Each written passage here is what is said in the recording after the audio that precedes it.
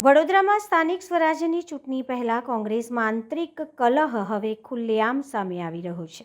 Ticket વહેંચણીને લઈને શરૂ થયેલા વિવાદ હવે શેરીઓ સુધી પહોંચી ગયો છે।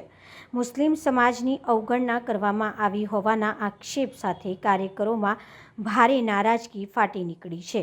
શહેરના પ્રમુખ ઋત્વિક જોશીની ગાડી અટકાવી મુસ્લિમ સમાજના આગેવાનો અને યુવાનોએ જોરદાર વિરોધ પ્રદર્શન કર્યું।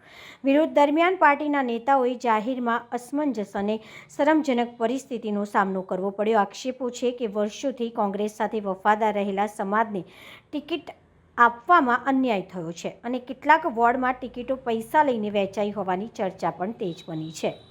પ્રદર્શનકારીઓએ ચેતવણી આપી છે કે જો યોગ્ય ન્યાય નહીં મળે તો કેટલાક વિસ્તારોમાં કોંગ્રેસનો બહિષ્કાર કરવામાં આવશે।